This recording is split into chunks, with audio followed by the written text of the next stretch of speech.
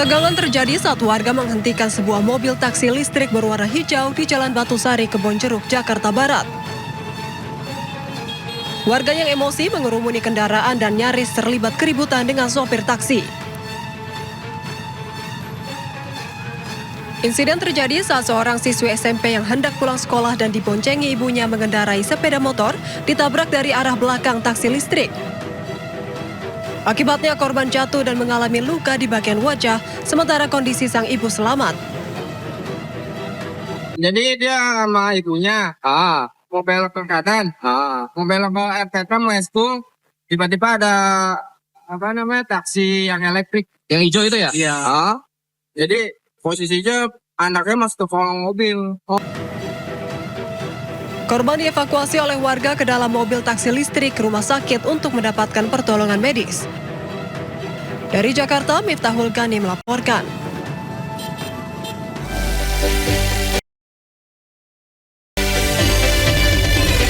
Selamat siang pemirsa, Sinda Siang kembali hadir menemani aktivitas Anda. Bersama saya Sabrina, sila berikut berita pilihan siang ini.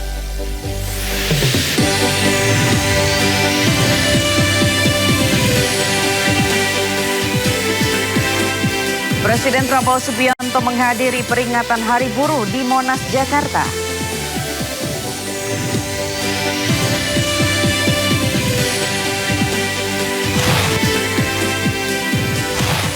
Pemotor dan pejalan kaki di Cimahi, Jawa Barat nekat menerobos rel saat kereta sudah dekat.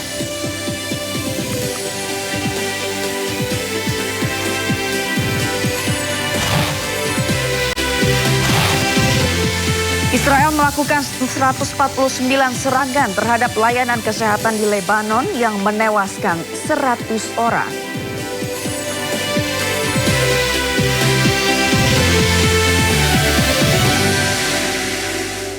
Pemirsa, peringatan Hari Buruh Internasional atau May Day 2026 hari ini digelar di kawasan Monumen Nasional Monas, Jakarta. Peringatan Hari Buruh melambangkan penghormatan perjuangan atas dedikasi para pekerja yang sudah berjuang keras dari berbagai bidang. Panitia memperkirakan total peserta mencapai 400.000 orang, mulai berkumpul sejak pagi di kawasan Monas, Jakarta Pusat.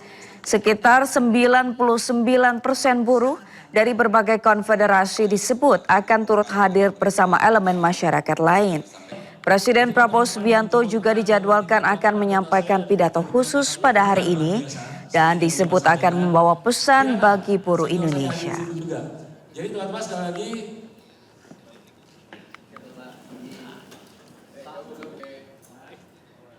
Presiden Prabowo Subianto menghadiri peringatan Hari Buruh Internasional atau May Day di Monumen Nasional Jakarta Pusat. Kedatangan Prabowo disambut antusias para buruh yang memadati kawasan Monas. Sejak Jumat pagi, puluhan ribu buruh sudah memadati kawasan Monas, Jakarta Pusat, terutama di dekat Tugu Monas. Tidak lama Presiden Prabowo pun tiba dengan mengenakan baju safari berkelir coklat lengkap dengan topi. Prabowo menyapa dan menyalami para buruh dari mobil RI1 yang membawanya. Prabowo kemudian naik ke atas panggung dan kembali menyapa para buruh dengan didampingi sejumlah anggota kabinet. Serikat buruh yang hadir diantaranya KSPSI, SPMI, KSPN, dan SPSI. Para buruh pun mengibarkan bendera yang mereka bawa. Sekali lagi kami ucapkan selamat Hari Buruh Internasional 1 Mei 2026. Buruh sejahtera. Dan pemirsa, untuk mengetahui situasi terkini peringatan Hari Buruh Nasional di Jakarta, kami sudah terhubung dengan rekan Naura Syafiko di kawasan Monas, Jakarta Pusat. Selamat siang Naura, bagaimana situasi terkini di sana setelah kedatangan Presiden Prabowo pagi tadi? Selamat siang Sabrina dan juga pemirsa, pada hari ini May Day 2026 kembali diselenggarakan di kawasan Silang Monas, Jakarta Pusat. Dan tadi dari Presiden ke Partai Buruh yaitu Said Iqbal juga sudah menyampaikan beberapa tuntutan yang dibawa pada perayaan May Day hari ini, yaitu total ada 11 tuntutan, di mana diantaranya adalah penghapusan dari outsourcing, kemudian juga kenaikan upah rendah, kemudian juga untuk segera disahkannya RUU Ketenagakerjaan. Namun memang sebelum adanya penyebutan ataupun penyampaian 11 tuntutan tersebut dari Said Iqbal ini juga sudah menyampaikan terkait apresiasi kepada Presiden Prabowo Subianto terkait dengan adanya pengesahan undang-undang perlindungan pekerja rumah tangga, yang dimana sekarang pekerja rumah tangga ini berada di sektor formal dan memiliki hak yang sama seperti pekerja formal lainnya. Dan terkait dengan Presiden Republik Indonesia yaitu Prabowo Subianto yang juga turut hadir di tengah-tengah para buruh, ini juga sudah menyampaikan beberapa tanggapan terkait dengan 11 tuntutan tersebut, di mana diantaranya adanya pembangunan dan juga peresmian dari 1.386 kampung nelayan, kemudian juga untuk jaminan keamanan bagi para awak kapal perikanan di Indonesia. Tidak hanya dari terkait dengan kampung nelayan, kemudian juga perikanan, ada juga dari Presiden Prabowo Subianto menyampaikan bahwa sekarang untuk seluruh ojol di Indonesia ini mendapatkan jaminan kecelakaan kerja dan juga BPJS Kesehatan, di mana kalau semulanya untuk komisi pengemudi ini di angka 80%, sekarang naik menjadi 92%. Dan tentunya dari Presiden Prabowo Subianto juga menginstruksikan kepada Menteri Ketenagakerjaan bersama dengan Menteri Hukum dan juga DPR RI untuk segera melakukan pengesahan dan juga penyusunan dari RUU Ketenagakerjaan yang memang menjadi tuntutan utama dari May Day di hari ini. Dan hingga di siang menuju ke sore hari tentunya masih akan banyak hiburan yang menjadi hiburan bagi para buruh, yang diperkirakan ada ratusan ribu buruh yang hadir baik dari luar Jakarta bahkan dari luar Pulau Jawa yang hadir di hari ini bersama-sama di kawasan Silang Monas, Jakarta Pusat. Sementara itu Sabrina kembali ke studio. Baik, terima kasih Naura Syafiko dan juru kamera Laksana Tiarat melaporkan langsung dari kawasan Monas, Jakarta Pusat. Selamat bertugas kembali. Pemirsa, kemacetan parah terjadi di sejumlah kawasan Jakarta Pusat. Kepadatan kendaraan akibat membludaknya para peserta aksi May Day yang hendak ke Monumen Nasional atau Monas. Puluhan bus yang mengangkut rombongan buruh mengular di sepanjang ruas jalan di Jakarta Pusat. Kepadatan diperparah dengan iring-iringan kendaraan roda 2 yang turut memenuhi ruas jalan Kramat Kuitang. Para peserta yang menggunakan sepeda motor bahkan terlihat menepi di trotoar ruas jalan tersebut menunggu rombongan lain agar bisa berangkat bersama-sama ke Monas. Peserta aksi mayoritas terlihat mengenakan kaos bertuliskan May Day dengan berbagai atribut.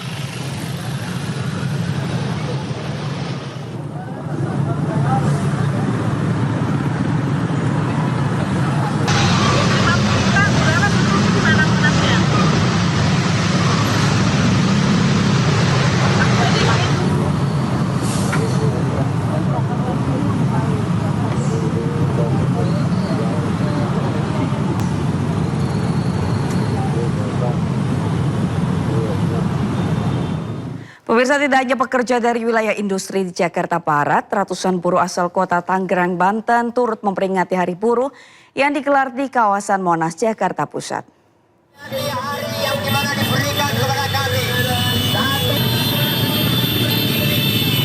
Konvoi massa buruh mulai terlihat melintasi Jalan Daan Mogot, Jakarta Barat.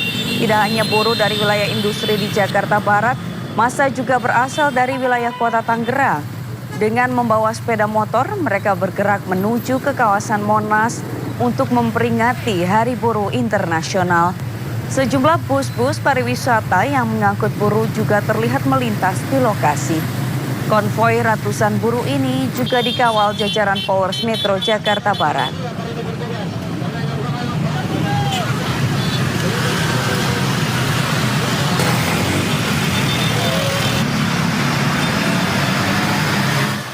Peringatan Hari Buruh Internasional atau May Day 2026 digelar di lapangan Monumen Nasional atau Monas. Para buruh sudah mulai berdatangan sejak Jumat pagi. Sejak Jumat pagi, puluhan ribu buruh sudah memadati kawasan Monas, Jakarta Pusat, terutama di dekat Tugu Monas dan juga Patung Kuda. Sekitar 99% buruh dari berbagai konfederasi turut hadir bersama elemen masyarakat lain. Panitia memperkirakan total peserta mencapai 400.000 orang berkumpul di kawasan Monas, Jakarta Pusat. Peringatan Hari Buruh melambangkan penghormatan, perjuangan atas dedikasi para pekerja yang sudah berjuang keras dari berbagai bidang.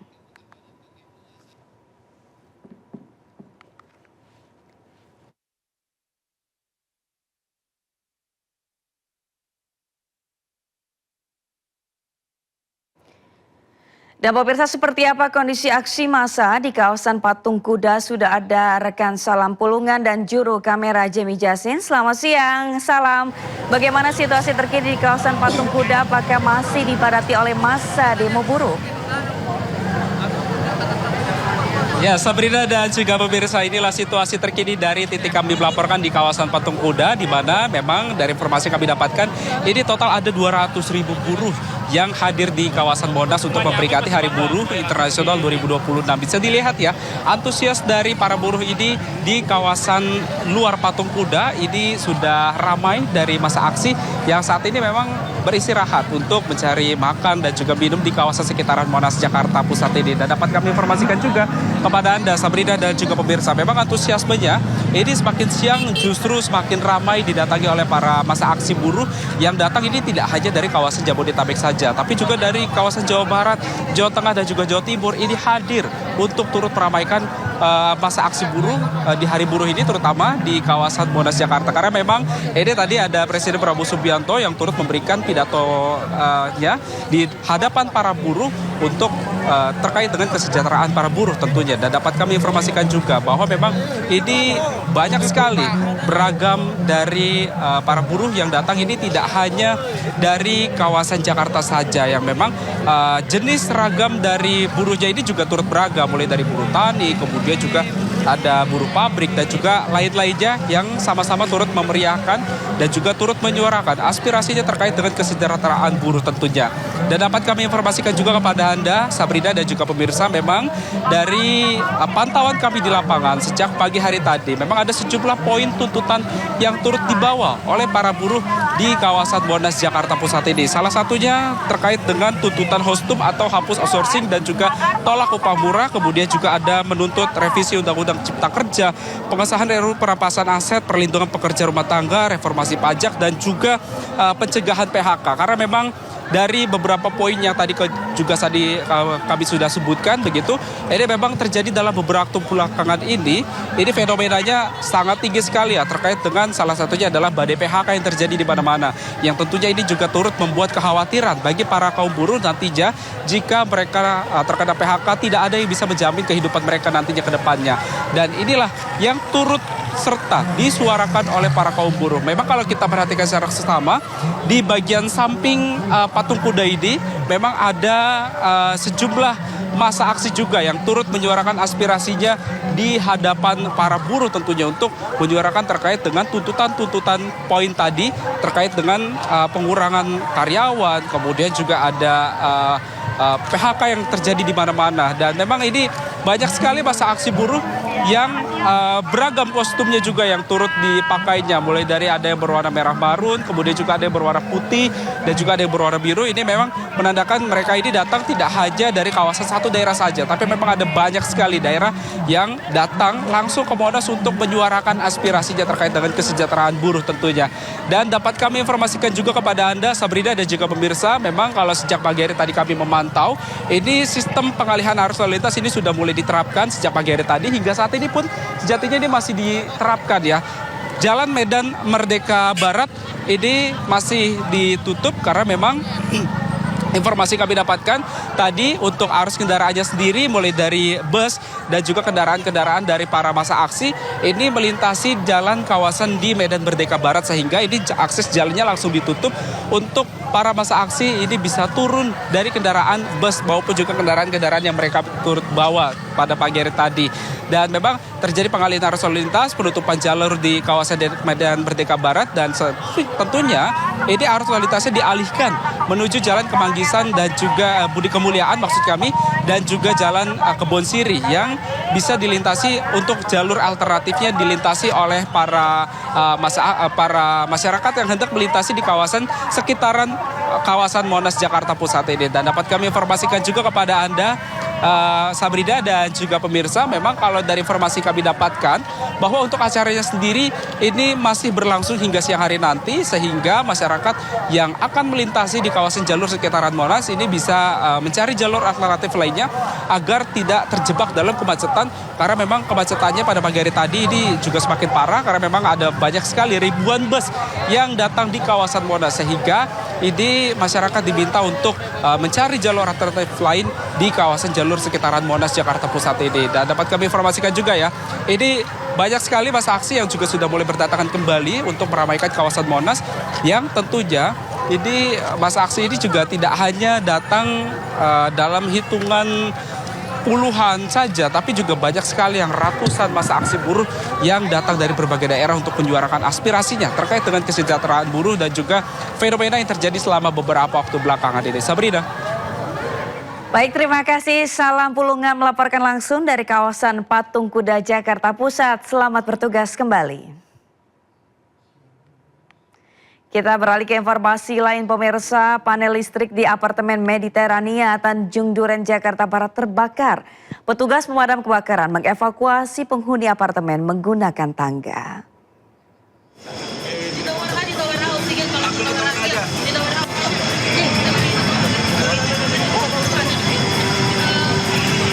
Kebakaran terjadi di apartemen Mediterania Tanjung Duren Jakarta Barat. Kebakaran berasal dari panel listrik di ruang bawah tanah. Mbak, tunggu dulu ya. Petugas pemadam berhasil memadamkan panel yang terbakar dan mengevakuasi penghuni apartemen menggunakan tangga dan tandu. Panel listriknya yang di depan Suprido ada tenan kembang tahu menjahit. Mulai dari itu merembet ke basement 3.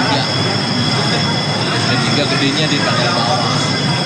Sampai naik ke atas. Itu kita jam 7 sampai 8. Dan sampai sekarang belum selesai.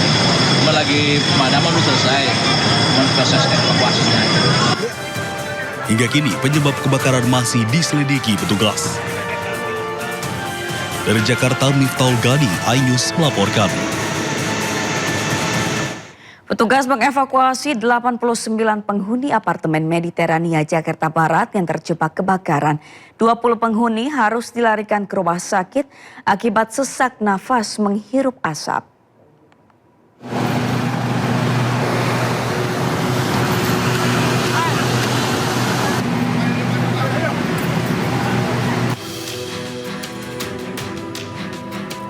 Evakuasi korban penghuni apartemen Mediterania yang terbakar masih terus dilakukan. Sejumlah penghuni mengalami sesak napas akibat menghirup asap kebakaran hingga dievakuasi ke rumah sakit. Petugas berupaya keras mengevakuasi penghuni apartemen dari unitnya masing-masing. Hingga kini, sudah ada 89 penghuni apartemen yang berhasil dievakuasi keluar gedung.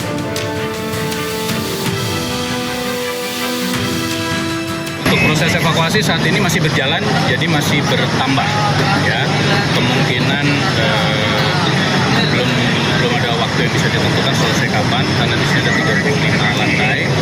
Kemudian dari jumlah sementara yang sudah ada adalah 49 yang sudah keluar dari apartemen sesuai data yang sekarang.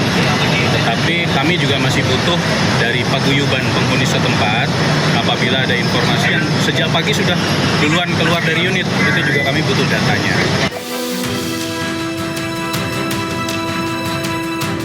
Petugas sempat kesulitan mengevakuasi penghuni akibat lantai yang tinggi. Saat ini ada 20 penghuni yang masih bertahan di unitnya masing-masing. Sementara 20 orang penghuni lainnya dilarikan ke rumah sakit akibat sesak napas dan butuh pertolongan medis. Dari Jakarta, Miftahul Gani, iNews melaporkan.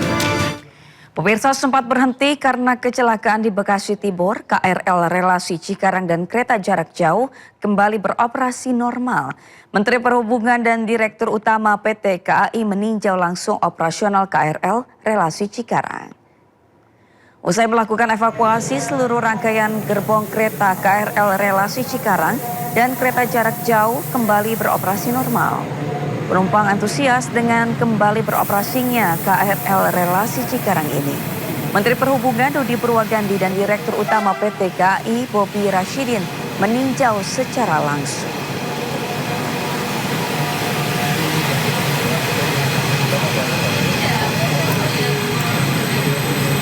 Pasca kecelakaan kereta api Argo Bromo Anggrek dengan KRL Komuter Line di Stasiun Bekasi, Dinas Perhubungan Kota Bekasi, Jawa Barat memasang palang pintu manual di perlintasan tanpa palang pintu di Jalan Ampera.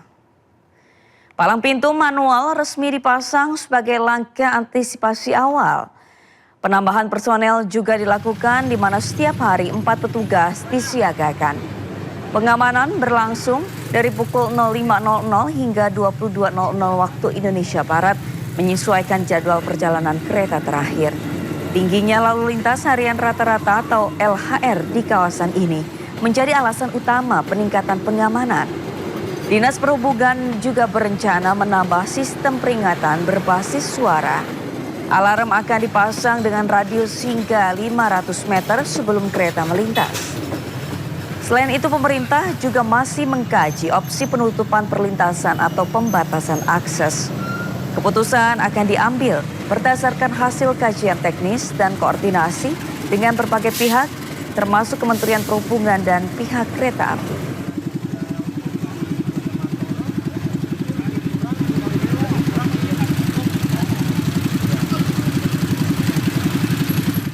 Kecelakaan kereta di Stasiun Bekasi Timur kini resmi naik ke tahap penyidikan.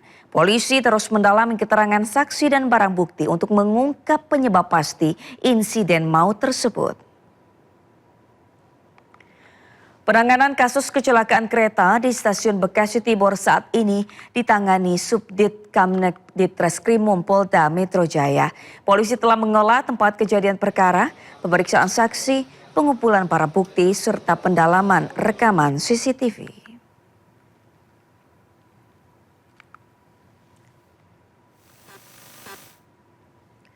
Rumah Sakit Polri Kramat Jati menyerahkan 10 jenazah korban kecelakaan kereta di Bekasi Timur. Selain jenazah, barang milik korban juga dikembalikan kepada keluarga.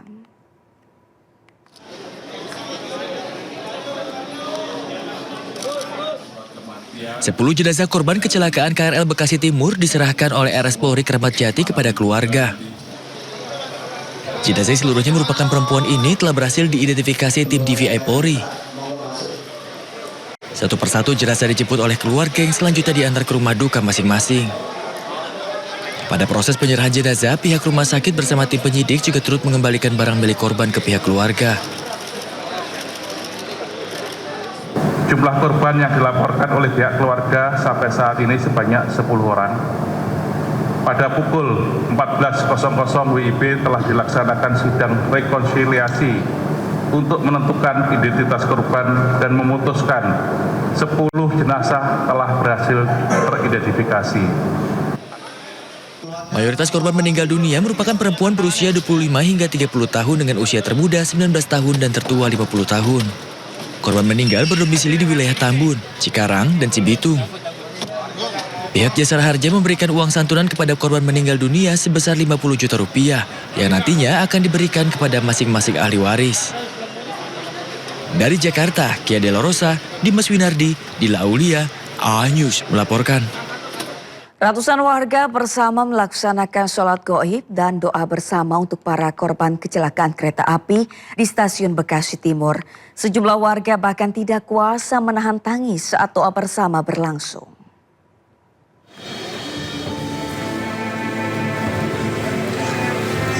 Untuk mengenang dan mendoakan 16 korban meninggal dalam peristiwa kecelakaan maut antara komuter lain dan Argo Bromo Anggrek, ratusan warga dan pemerintah kota Bekasi menggelar sholat gaib dan juga doa bersama. Teruskanlah kesalahan-kesalahan saudara-saudara kami. Berikan Isak tangis warga pun tak terbendung saat lantunan doa diucapkan. Seorang warga bahkan pingsan tak kuasa menahan haru kesedihan. Selain mendoakan korban, warga juga melakukan tabur bunga di halaman stasiun. Duka mendalam juga dirasakan para pengguna kereta. Bahkan sebagian penumpang juga memberikan buket bunga disertai tulisan doa untuk para korban tewas dalam kecelakaan. Ya, alhamdulillah hari ini kita mengadakan doa bersama untuk mengenang para syuhada, para korban pada kecelakaan Argo Bromo Anggrek dan KRL. Dan ini merupakan suatu upaya kita agar supaya nantinya bersama-sama dengan seluruh masyarakat kita mendoakan mereka yang berkorban dan juga keluarga. Untuk mencegah kecelakaan yang sama kembali terulang, Pemkot Bekasi berencana akan membangun flyover pada tahun ini dan menutup perlintasan Ampera dan perlintasan tidak resmi. Dari Bekasi, Jawa Barat, Rahmat Hidayat, iNews melaporkan. Anggota DPR Komisi 6 Fernando Ganinduto mendesak Direktur Utama PT Kereta Api Indonesia untuk mengundurkan diri sebagai bentuk tanggung jawab atas tragedi tabrakan di Stasiun Bekasi Timur. Fernando memberikan perspektif pertanyaan mendasar mengenai efektivitas pengawasan, kesiapan sistem keselamatan serta standar operasional yang diterapkan. Ini menjadi tanggung jawab manajemen Puncak. Fernando mendesak Dirut KAI mengundurkan diri. Menariknya usulan pribadi Fernando ini mendapat reaksi penolakan dari warganet.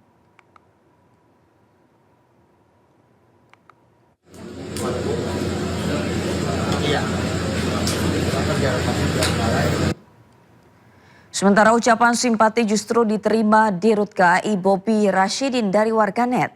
Netizen menilai terlalu dini meminta Dirut KAI mengundurkan diri, padahal hasil investigasi menyeluruh belum dihasilkan dalam kasus kecelakaan kereta di Stasiun Bekasi Timur. Netizen justru meminta investigasi dugaan pengaruh mogoknya taksi listrik Green SM yang tertempar KRL hingga terjadi kecelakaan kereta Argo Bromo menabrakkan KRL dan menelan 16 korban jiwa. Netizen juga menyoroti ekspresi Dirut KAI Bobi Rashidin dalam memantau dan menyaksikan proses evakuasi kereta kemarin. Bobi Rashidin terlihat lesu, terduduk dengan tatapan kosong dan menuai beragam reaksi netizen.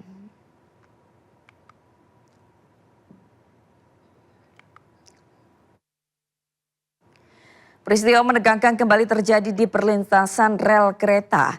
Pemotor dan pejalan kaki di Cimahi, Jawa Barat nekat menerobos rel saat kereta sudah dekat. Ningga opan. Astagfirullah. Video yang diunggah akun Instagram @ajibandung memperlihatkan situasi di perlintasan rel kawasan Cimindi, Cimahi, Jawa Barat. Dalam rekaman ini, suasana sudah tidak aman karena kereta melaju mendekati lokasi. Namun alih-alih menunggu, beberapa orang justru mengambil risiko besar. Sebuah sepeda motor tiba-tiba melintas di rel saat kereta sudah dalam posisi mendekat. Rekaman juga menunjukkan sejumlah orang berlari menyeberangi rel saat kereta sudah sangat dekat. Padahal warga sekitar sudah berteriak memperingatkan bahaya yang mengintai. Alih-alih mengindahkan peringatan, mereka tetap melanjutkan langkah. Puncak ketegangan terjadi saat seorang wanita hampir ditabrak kereta. Beruntung insiden ini tidak berujung pada tragedi.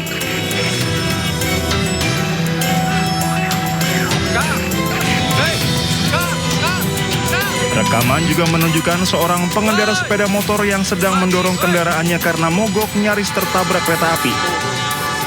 Petugas rel kereta api langsung berlari menyelamatkan sang pengendara sepeda motor.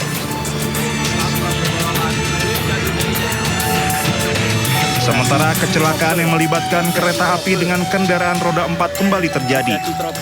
Kereta api komuter lain Doho relasi Malang-Kertosono menabrak truk pasir yang mogok di perlintasan Berpalang di Blitar, Jawa Timur. Tidak ada korban jiwa dalam peristiwa ini. Truk nekat melintas saat sirene peringatan sudah berbunyi dan petugas siap menutup palang pintu. Saat berada di tengah perlintasan, kendaraan tiba-tiba mogok. Sopir truk langsung keluar dan meminta pertolongan warga. Meski sempat didorong belasan orang, tabrakan tidak terhindarkan. Meski kejadian ini tidak berujung kecelakaan, momen tersebut memperlihatkan betapa tipisnya jarak antara selamat dan tragedi. Dalam hitungan detik, kesalahan kecil bisa berubah menjadi insiden besar. Kejadian ini menjadi alarm keras tentang pentingnya kesadaran keselamatan di perlintasan kereta.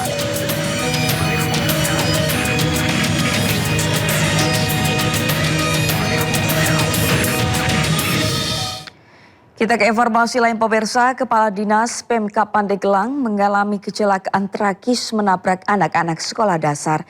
Naas seorang siswa SD tewas dan 5 lainnya luka-luka. Terjadi kecelakaan mobil menabrak anak sekolah di SD Negeri Sukarato. Seorang warga merekam pasca kejadian satu unit mobil minibus menabrak sejumlah anak-anak di depan Sekolah Dasar Negeri Sukarato 5 Kabupaten Pandeglang, Banten. Menurut keterangan saksi mata, pengemudi sedang dalam kondisi sakit tetapi memaksakan diri untuk mengendarai mobil.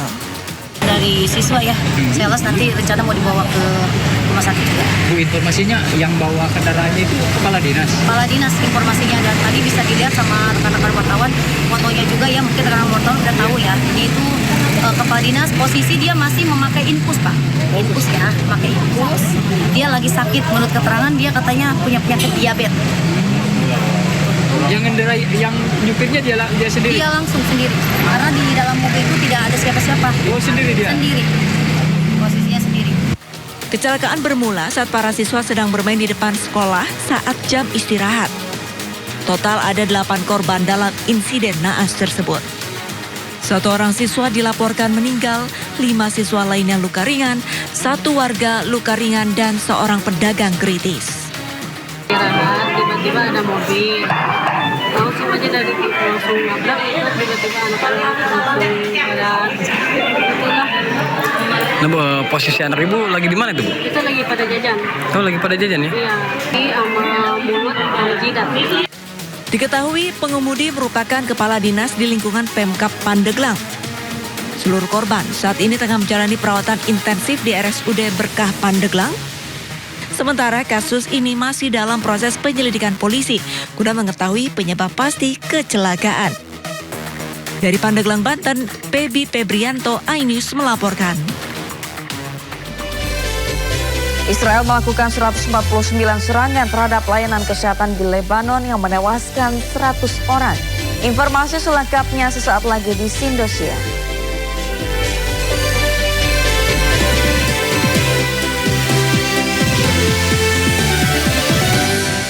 Pemirsa, Hizbullah menyerang kendaraan milik tentara IDF di kawasan Galilea, Israel.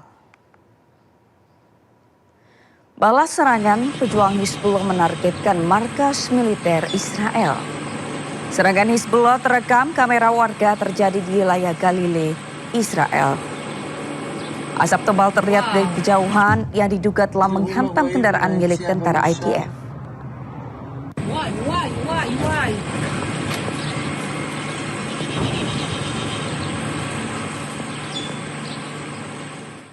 Abaikan gencatan senjata, Perdana Menteri Israel Benyamin Netanyahu malah mengeluarkan perintah serangan besar-besaran ke Lebanon.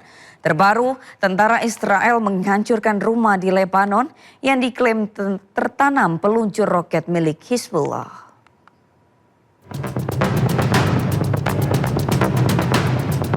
Seolah mengabaikan kesepakatan gencatan senjata, Perdana Menteri Israel Benyamin Netanyahu mengunggah video sejumlah serangan di Lebanon.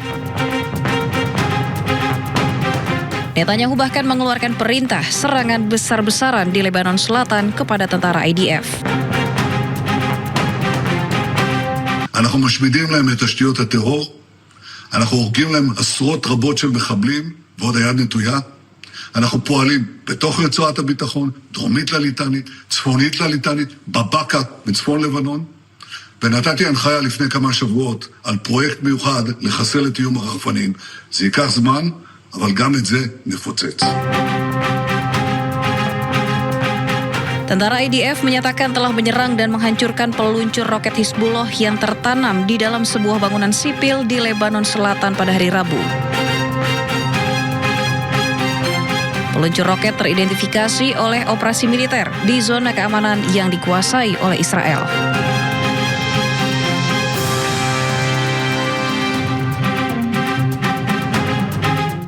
Di tengah gencatan senjata, Israel terus membombardir Lebanon. Mirisnya tentara Zionis Israel menyasar bangunan sipil bukan militer. Serangan rudal Israel terus menghujani Lebanon, khususnya Lebanon Selatan. Kali ini, Israel menyasar sebuah restoran terkenal di Lebanon bernama Al-Sfina yang berada di kota Nakura. Serangan ke Lebanon terus dilakukan Israel di tengah gencatan senjata yang telah disepakati. Padahal pada 24 April 2026, Presiden Amerika Serikat Donald Trump mengumumkan perpanjangan gencatan senjata selama 3 minggu.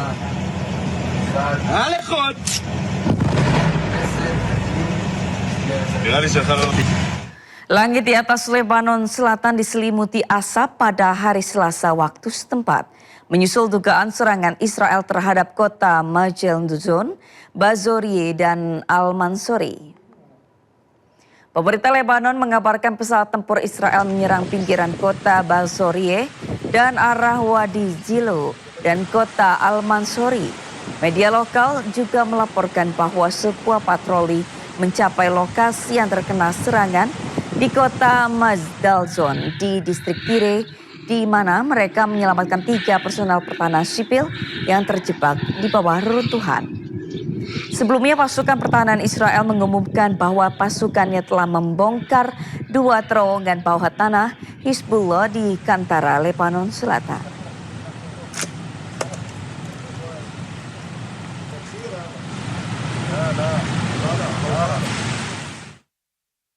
Israel melakukan 149 serangan terhadap layanan kesehatan di Lebanon yang menewaskan 100 orang.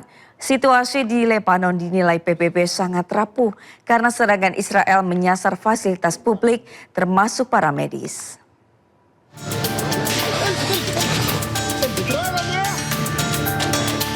Serangan keji Israel terhadap ambulans dan petugas medis ini terjadi di pertengahan April di Lebanon Selatan.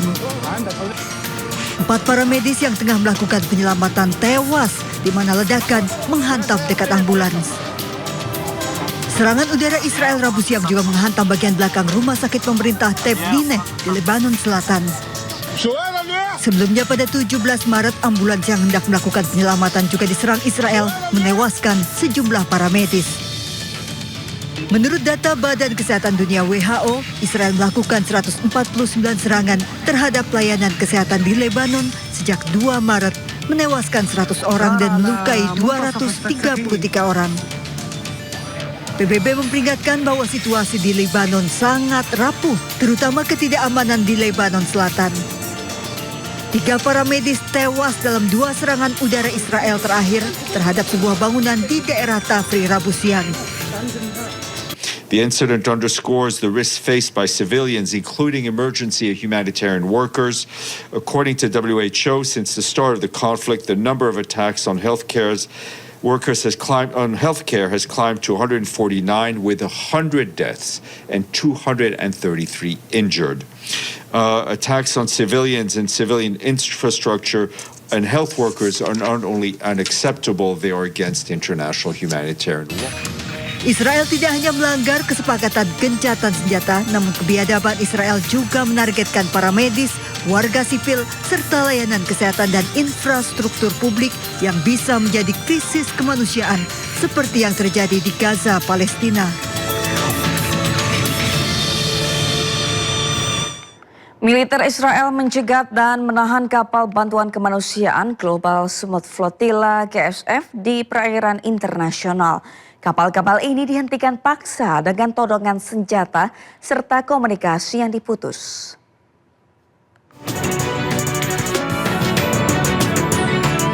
Kapal-kapal bantuan kemanusiaan Global Summit Flotilla GSF dihentikan paksa oleh militer Israel. Pencegatan terjadi di perairan internasional sekitar 600 mil dari pesisir Palestina. Sekitar 50 kapal, 3 diantaranya kapal dari Indonesia, dihentikan saat ingin membawa bantuan kemanusiaan untuk Gaza. Greek Coast Guard, Greek Coast Guard, Greek Coast Guard. Here. We are followed by drones for several hours now and possibly surrounded by unknown military vessels. Can you copy us? Over. Ini adalah bagian dari serangkaian misi kemanusiaan global Sumut Flotilla untuk menebus blokade Israel. Sebelumnya insiden serupa juga pernah terjadi pada Oktober 2025 di mana sejumlah aktivis ditahan Israel. Aksi keji Israel kembali berlanjut di Gaza, Palestina. Prosesi pemakaman yang penuh duka berubah menjadi kepanikan saat terjadi ledakan bom di tengah warga yang mengantar jenazah.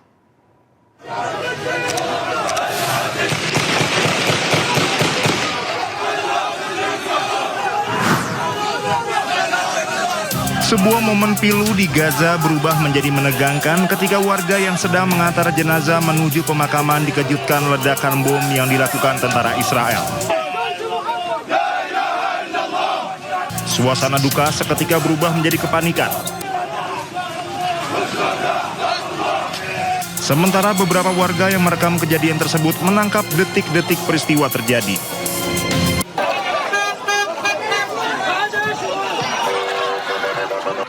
Sebelumnya pada pekan lalu, pasukan Israel menyerang iring-iringan pelayat yang tengah mengantarkan 2 warga Palestina ke peristirahatan terakhir mereka di desa Al-Mughayir di timur Ramallah, tepi barat Palestina.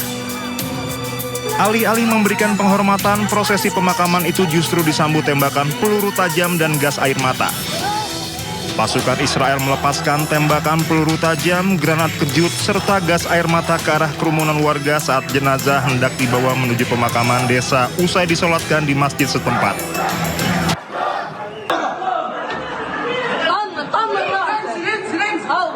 Kedua jenazah yang dimakamkan adalah Aus Hamdi Al-Nasan, seorang remaja putra 14 tahun, dan Jihad Marzuk Abu Naim, 32 tahun. Keduanya kehilangan nyawa sehari sebelumnya ketika sekelompok pemukim Israel melakukan serangan di sebuah sekolah menengah laki-laki di desa tersebut.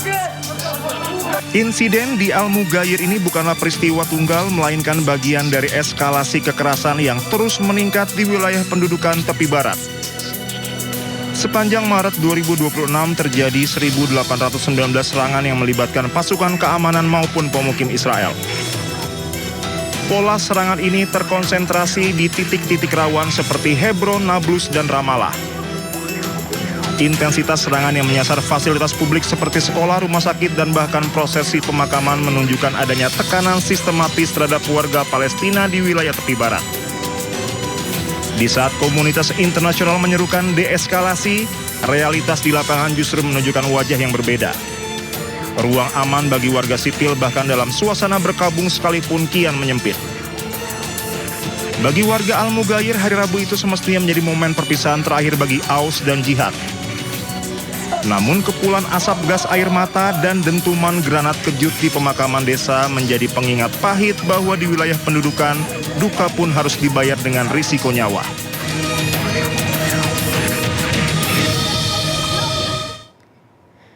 Kita ke informasi lain, pemirsa. Saat ini pimpinan DPR menerima perwakilan buruh di gedung DPR MPR RI Jakarta. Kita simak bersama apa saja yang disampaikan perwakilan buruh kepada pimpinan DPR RI. Beberapa waktu yang lalu, terutama di ada aksi Agustus, banyak kawan-kawan muda atau mahasiswa yang juga dikriminalisasi,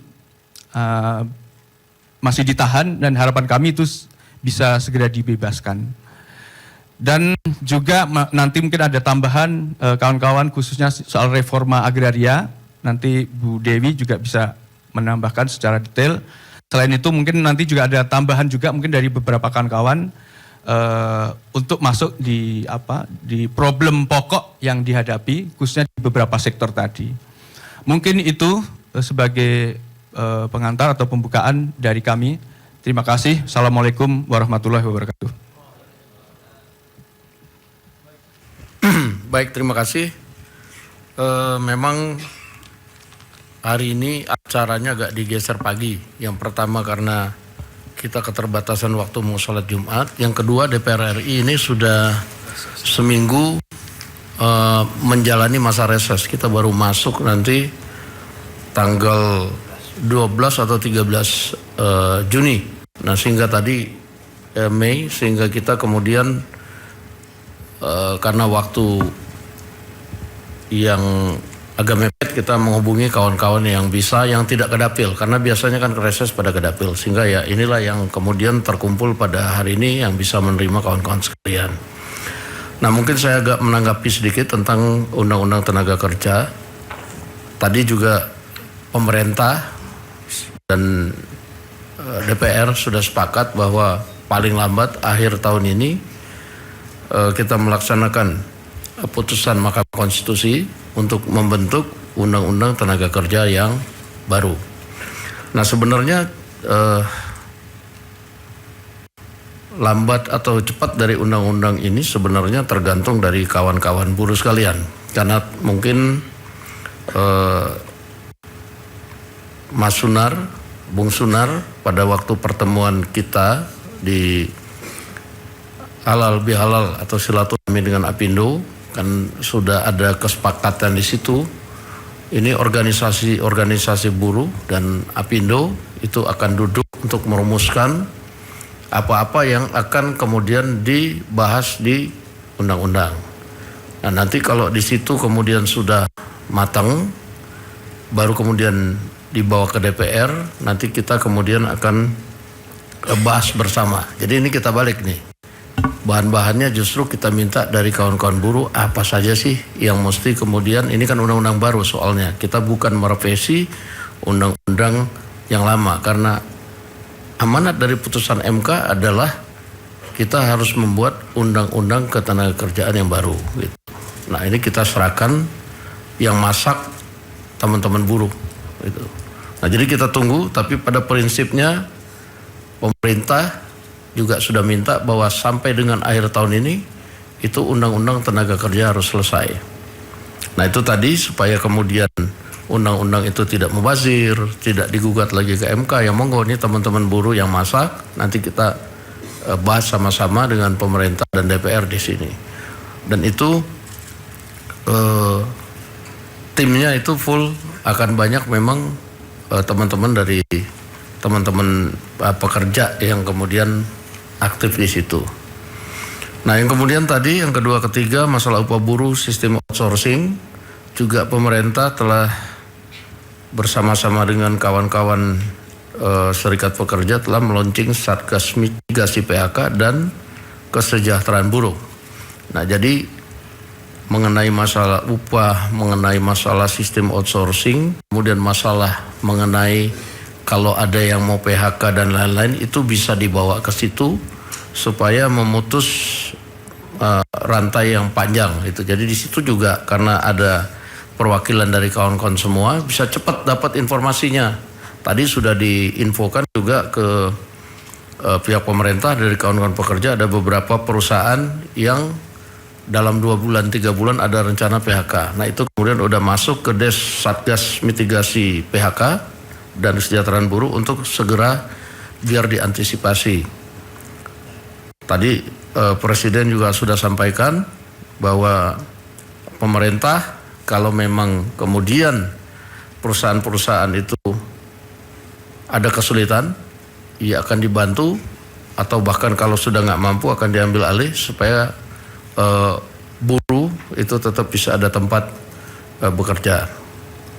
Kemudian tadi mengenai driver online, tadi juga sudah disampaikan bahwa karena ini aplikator sebagian sudah diambil oleh pemerintah, sehingga sistem kebijakan dan lain-lain akan disesuaikan secara perlahan, tapi pasti, karena ini menyangkut sistem dan lain-lain.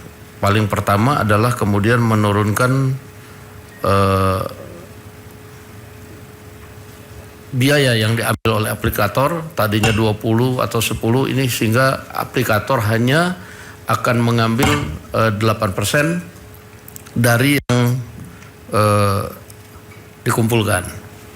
Nah, tadi pembahasan mengenai apakah kemudian jadi pekerja, jadi mitra itu masih disimulasikan. Nah, nanti itu juga tetap yang organisasi-organisasi kawan-kawan ojol ini tetap akan diajak ngomong, akan diajak berembuk, karena pemerintah melalui Danantara sudah masuk ke dalam aplikator, itu mengambil bagian saham, gitu. Nah, termasuk dengan kemudian ratifikasi yang belum tentang masalah perlindungan terhadap pelecehan dan lain-lain, itu nanti kita bawa ke Satgas mitigasi dan kesejahteraan buruh untuk kemudian didorong untuk dilakukan ratifikasi. Nah, mungkin untuk yang lain-lain, masalah agraria dan lain-lain, mungkin silakan kalau mau ditambahkan, kita masih punya cukup waktu sebelum kita kemudian yang Muslim melaksanakan sholat Jumat. Waktu kami persilakan. Ya, Assalamualaikum warahmatullahi wabarakatuh. Salam kenal, saya Dewi Kartika, Sekretaris Jenderal Konsorsium Pembaruan Agraria, salah satu pimpinan kolektif dari Gerakan Buruh Bersama Rakyat. Terima kasih kepada pimpinan DPR, Bapak Dasko, kemudian Bapak Saan Mustafa, dan kepada Ketua Komisi 3, Bapak Habibur Rahman, kemudian kepada Wakil Ketua Komisi 9, Ibu Putih, dan tentu kepada Pak Obon, salah satu juga pimpinan di Komisi 9 DPR RI. Tentu kami mengucapkan terima kasih atas kesempatannya. Saya tidak akan mengulang apa yang sudah disampaikan oleh Ketua Umum Kasbi yang berkaitan dengan situasi perburuhan dan tentu apa yang menjadi tuntutan dari kami di Gebrak yang terdiri dari 16 tuntutan. Saya ingin lebih menyampaikan kepada keterkaitan antara pentingnya agenda reforma agraria dengan pemenuhan hak-hak buruh, petani dan nelayan yang tidak bisa dipisahkan, baik yang berkaitan dengan situasi agraria di perkotaan ataupun di pedesaan. Perlu saya sampaikan Bapak Ibu sekalian, tenaga kerja dan tanah itu merupakan dua sisi yang tidak bisa dipisahkan. Ketika tanah itu dikuasai oleh segelintir kelompok, maka yang terjadi adalah ketimpangan, kemiskinan, diskriminasi hak bagi petani dan masyarakat agraris, termasuk tentu sistem ketenaga kerjaan di berbagai industri, apakah industri perkebunan, pertambangan, kehutanan, dan lain sebagainya.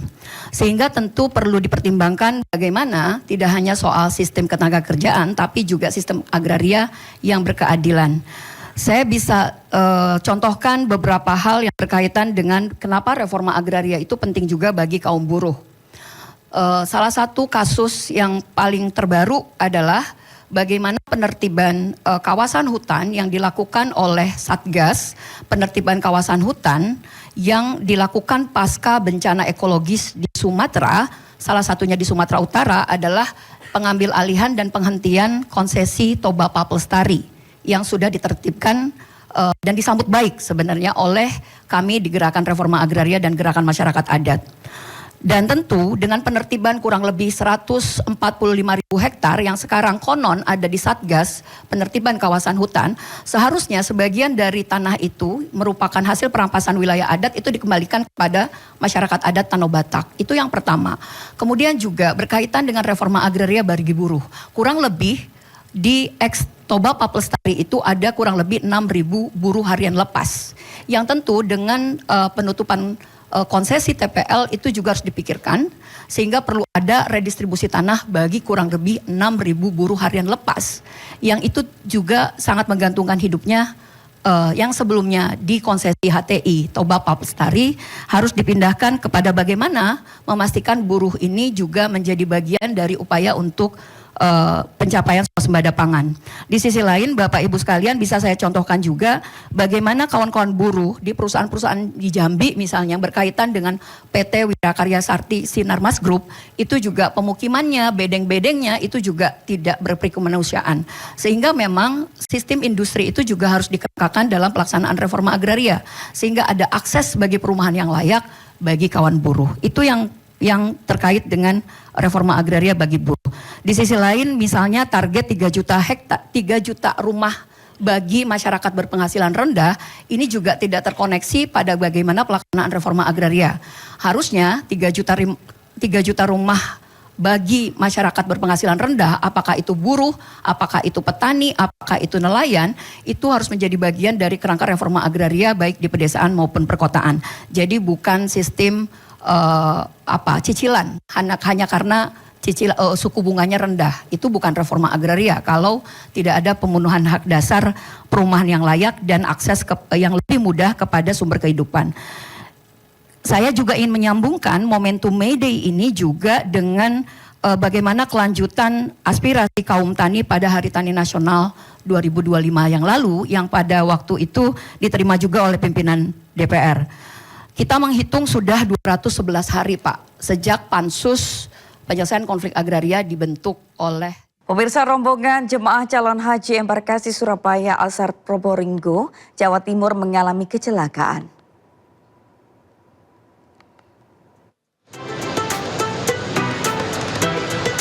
Sebanyak 12 kloter jemaah calon haji gelombang pertama diberangkatkan dari Madinah ke Mekah. Kloter pertama yang akan diberangkatkan adalah jemaah haji embarkasi Yogyakarta, disusul dari kloter embarkasi Jakarta Pondok Gede. Sejak subuh, jemaah haji sudah mengenakan ihram dan membawa koper untuk dimasukkan ke dalam bus.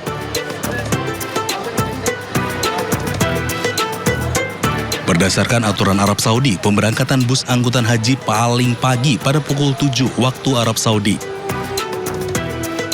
Sementara untuk sore hari, tidak boleh melebihi pukul 18 waktu Arab Saudi. Sesampainya di hotel, petugas serta syarikah akan mengatur dan memeriksa kembali kelengkapan identitas jemaah.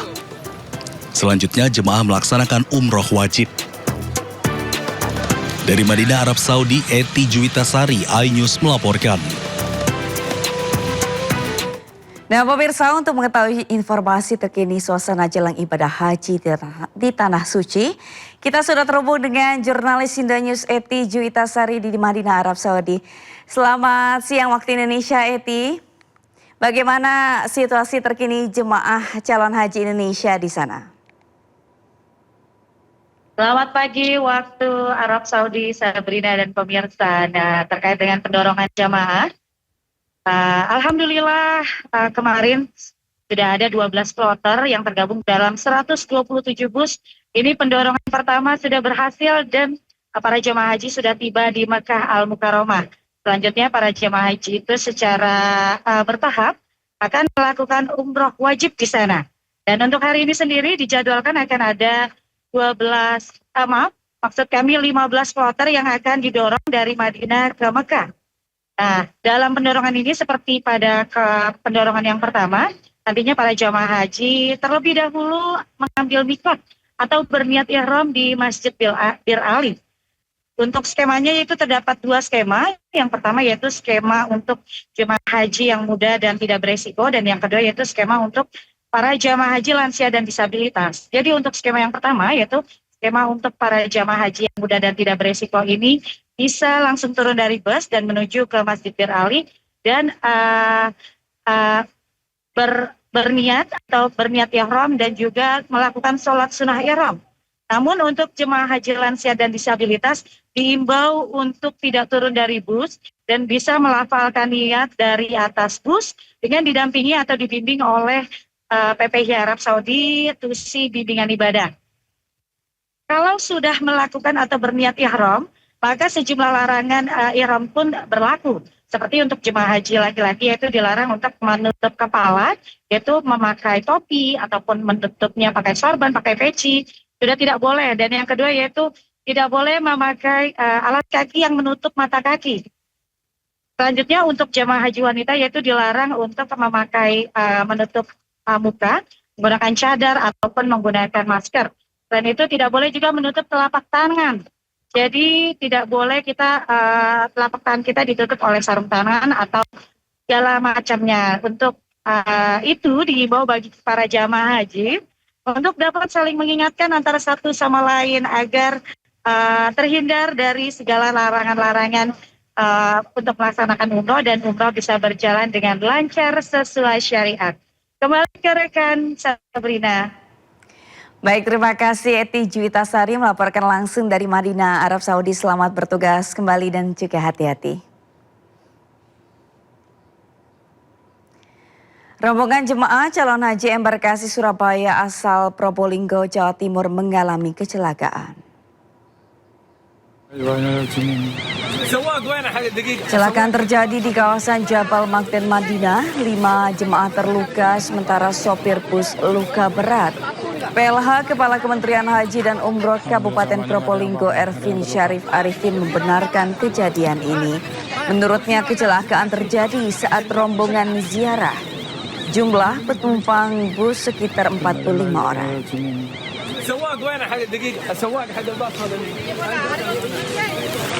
Kepala Biro Humas Kementerian Haji mengkonfirmasi adanya kecelakaan bus jemaah calon haji di Madinah. 7 orang dilaporkan terluka pada insiden tersebut. Yang dialami oleh rombongan jemaah SUB 2 yang dibawa oleh KBIHU Nurul Haramain Probolinggo dan jemaah JKS 1 yang dibawa oleh KBIHU Al-Azhar.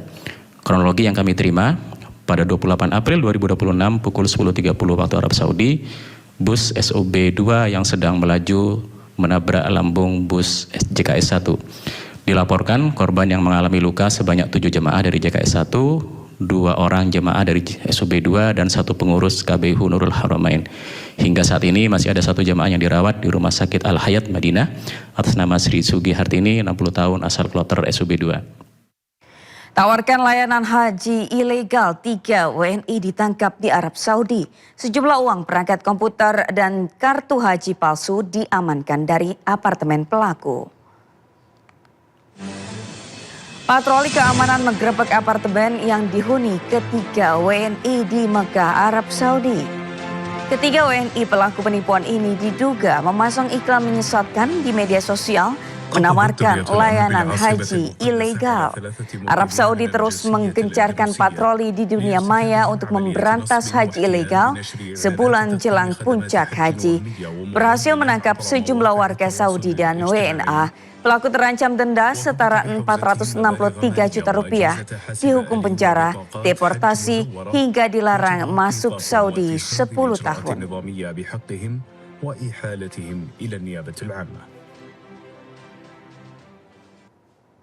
Seorang kuli panggul di Blora, Jawa Tengah berangkat menunaikan ibadah haji setelah menabung selama 20 tahun.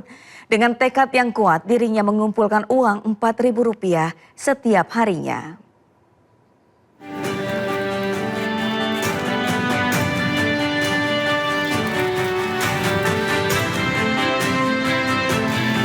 Layaknya memanggul barang di pasar, Subarno memanggul mimpinya untuk menunaikan ibadah haji dengan keyakinan yang kuat.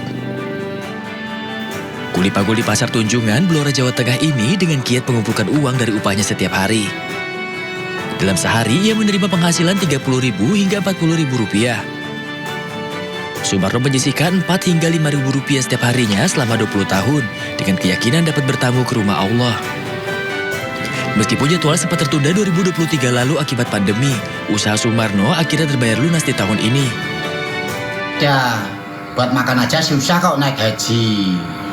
Ya itu kan saya minat naik haji. Jadi duitnya sedikit-sedikit saya kumpulkan. Per hari nabung berapa Mbah setiap harinya? 4.000. Selama berapa tahun itu untuk? Itu sekitar 20-an. Tak sendiri, Subarno akan menunaikan rukun Islam yang kelima ini bersama istrinya.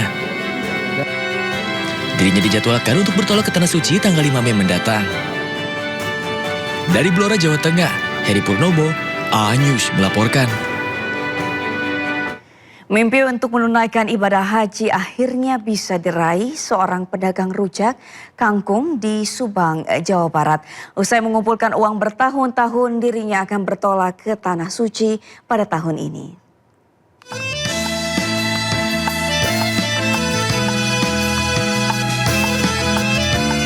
Ersa Sarji, warga Subang yang berjualan rujak kangkung bergembira karena impiannya untuk berhaji akhirnya terwujud. Ia menabung secara rutin setiap hari sebesar Rp50.000 hingga Rp100.000 dari hasilnya berjualan menggunakan gerobak. Berawal dari keyakinannya, dirinya akhirnya memberanikan diri untuk mendaftar haji 2014 lalu. Awalnya pengen niat naik haji, terus pengen nyenangin orang tua. Usaha ini usaha apa Bu? Ibu biasa seharian? Jualan nasi, Jualan nasi. sama rujak kangkung. Kadang-kadang ada 50, ada 100, gimana pendapatan. Ersa semula dijadwalkan untuk bertolak ke Tanah Suci tahun lalu. Namun keberangkatannya tertunda akibat kondisi kesehatan. Dengan keterbatasan ekonomi yang dimilikinya, tapi dengan tekad yang bulat, dengan semangat yang kuat, ingin menyempurnakan rukun Islam yang kelima, dalam hal ini menunaikan ibadah haji. Penantiannya bertahun-tahun akhirnya berbuah manis. Ersa akhirnya berangkat pada tahun ini bersama 452 calon jemaah haji lainnya. Dari Subang, Jawa Barat, Yudi Heriawan, A-News melaporkan. Kisah inspiratif lainnya datang dari seorang pedagang sate di Denpasar, Bali. Dengan usahanya sejak bujangan, dirinya akhirnya dapat menginjakan kaki di Tanah Suci bersama istrinya.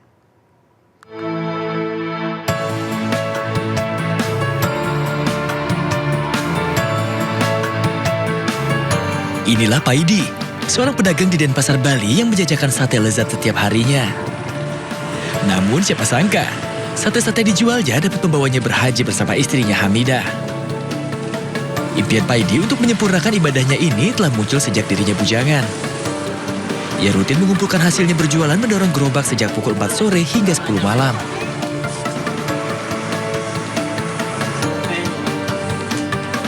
Hasilnya pun terbayar lunas. Usai Paidi dan istrinya mendapat panggilan menunaikan ibadah haji dari kantor Kementerian Haji dan Umroh wilayah Denpasar.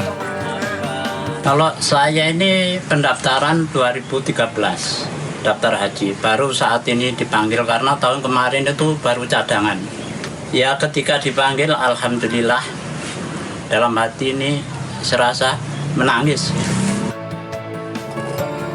Paidi dan Hamidah akan diberangkatkan ke embarkasi Surabaya bersama 283 calon jemaah haji dari Denpasar yang terbagi dalam 2 kloter. Hal ini menjadi bukti bahwa pintu-pintu Tanah Suci selalu terbuka bagi mereka yang berikhtiar. Dari Denpasar, Bali, Indira Ari, A-News melaporkan.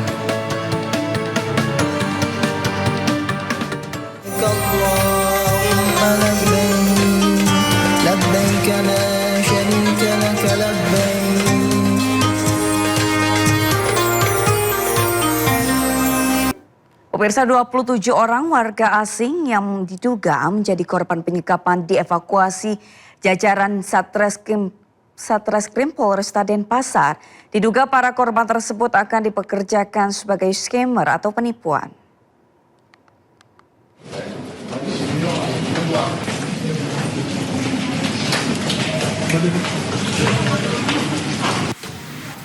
Aparat gabungan dari Satreskrim Polresta Denpasar dan Polsek Kuta menggerebek salah satu guest house di Jalan Bypass Ngurah Rai, Gang Karangsari, Kelurahan Kedongan, Badung, menyusul tindak lanjut laporan dari Kedutaan Besar Filipina di Jakarta terkait dugaan adanya penyekapan warga negara Filipina yang akan dipekerjakan sebagai operator scam. Petugas mengamankan 27 warga negara asing, di antaranya warga Filipina dan Kenya yang tidak dilengkapi paspor, serta 3 warga Indonesia. Dari hasil pemeriksaan, petugas mendapati beberapa kamar di lokasi tersebut telah dimodifikasi menjadi ruang kerja yang dilengkapi perangkat elektronik seperti laptop serta jaringan internet. Kita mengamankan ya warga negara asing yang diduga dalam hal ini menjadi korbannya. Korban penyekapan yang akan dijadikan sebagai operator scam. Dapat kami jelaskan dari hasil keterangan dari para korban ya. Jadi sementara masih belum bisa berkembang, jadi masih tutup mulut ya. Jadi sampai saat ini kami berkoordinasi dengan pihak kedutaan untuk mendampingi para warga negara asing tersebut. Seluruh WNA yang diamankan masih menjalani pendataan dan pemeriksaan intensif untuk mendalami dugaan tindak pidana yang terjadi, serta penyidik juga telah melakukan koordinasi dengan imigrasi Bali untuk mengecek status keberadaan WNA tersebut. Dari Denpasar, Bali, Indira Ari, iNews melaporkan. Mantan finalis Putri Indonesia Jenny Rahmadial Fitri ditetapkan tersangka kasus klinik kecantikan ilegal. Jenny mengaku-ngaku sebagai dokter kecantikan dan melakukan tindakan facelift pada belasan orang. Salah satu korban bahkan cacat permanen.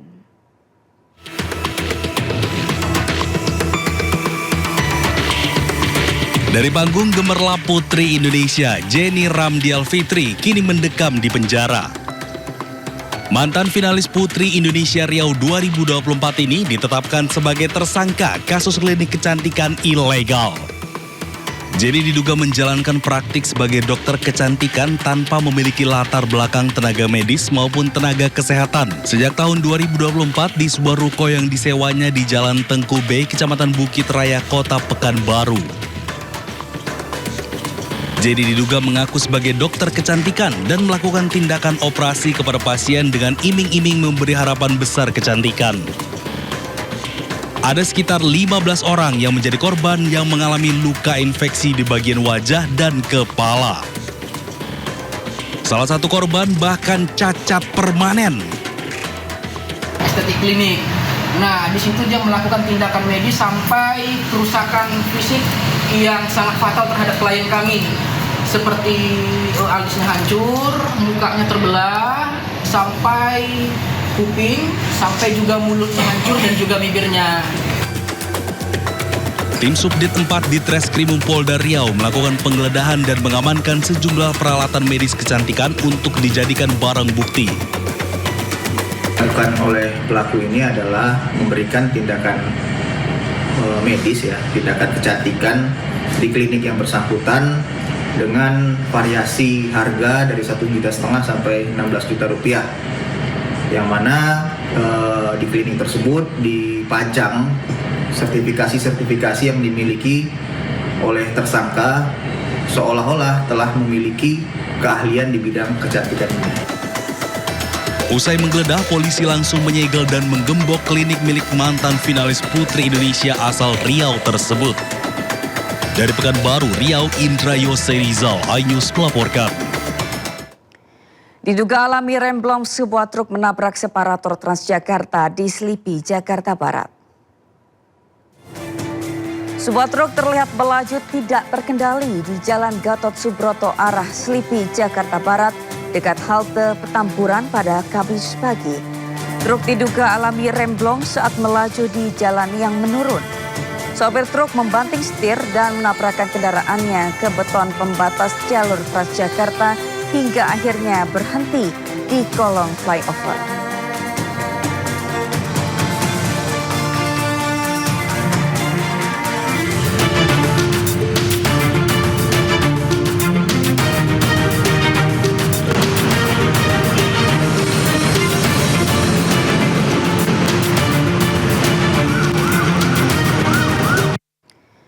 Pemirsa, saatnya kita simak pantauan arus lalu lintas siang ini. Kami telah terhubung dengan Bribda Jessica Renden dari NTMC Polri dan juru kamera Heru yang kini berada di kawasan Tugu Tani, Jakarta Pusat. Selamat siang Bribda Jessica Renden. Bagaimana pantauan arus lalu lintas dari tempat Anda melapor?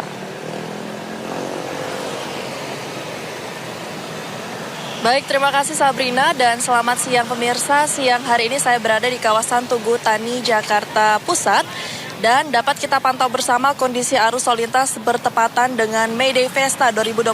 Saat ini di belakang saya tengah mengalami peningkatan volume arus lalu lintas sejak pagi hari tadi. Dapat kita lihat bersama untuk kondisi arus lalu lintas dari arah Cikini, Sudirman, dan dari arah Senen pada siang hari ini dalam kondisi ramai cenderung padat dari segala arahnya. Kendaraan terlihat bergerak perlahan atau tersendat selepas traffic light, terutama akibat adanya peningkatan volume arus lalu lintas dan pergerakan massa yang melintas di kawasan ini. Untuk arus lalu lintas dari arah Tugu Tani menuju Jalan Merdeka Timur dan kawasan Monas dalam kondisi ramai cenderung padat, dengan kepadatan kendaraan yang didominasi oleh masyarakat yang akan menuju lokasi kegiatan. Sementara itu arus dari arah sebaliknya terpantau dalam keadaan ramai dan terdapat perlambatan sesaat di beberapa titik persimpangan. Kepadatan juga terjadi di ruas Jalan Medan Merdeka Timur, Jalan Medan Merdeka Utara, Jalan Medan Merdeka Selatan, dan Jalan Medan Merdeka Barat. Petugas dari Polda Metro Jaya tengah bersiaga dan melakukan pengaturan lalu lintas secara situasional guna mengantisipasi lonjakan volume arus lalu lintas dan menjaga kelancaran arus lalu lintas di sekitar lokasi. Diimbau kepada masyarakat yang melintasi kawasan ini untuk dapat menyesuaikan waktu perjalanan Anda menggunakan jalur alternatif untuk menghindari kepadatan, tetap mematuhi rambu dan arahan petugas kami di lapangan.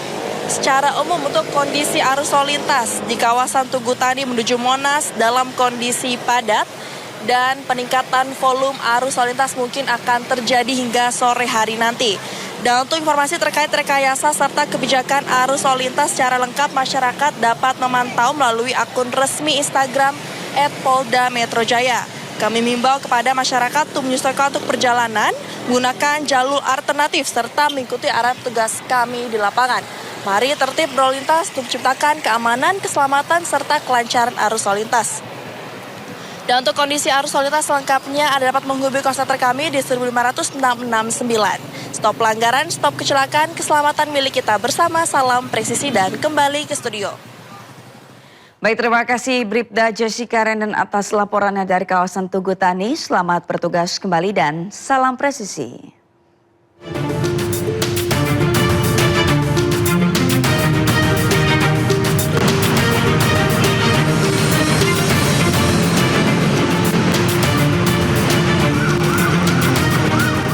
Seorang tukang cukur dianiaya oleh pelanggan di Cilandak, Jakarta Selatan. Sang pelanggan diduga marah lantaran tidak puas dengan hasil cukuran yang belum selesai.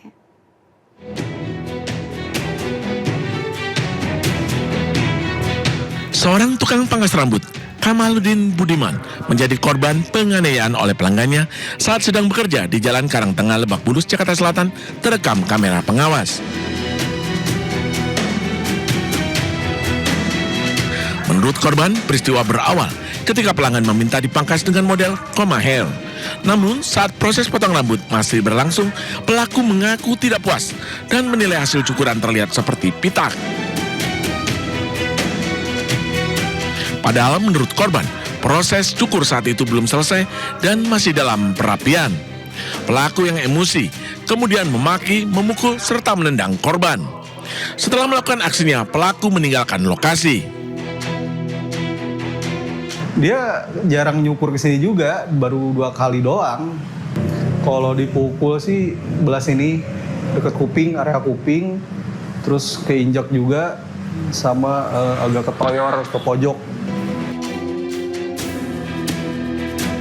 Korban berencana melaporkan aksi kekerasan ini ke polisi. Dari Jakarta, Helmi Sajangbati, iNews melaporkan.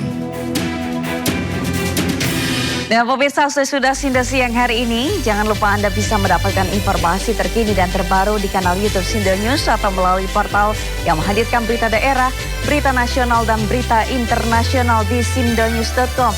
Saya Sabrina Asila beserta kerabat kerja pamit undur diri. Terima kasih, selamat siang dan sampai jumpa.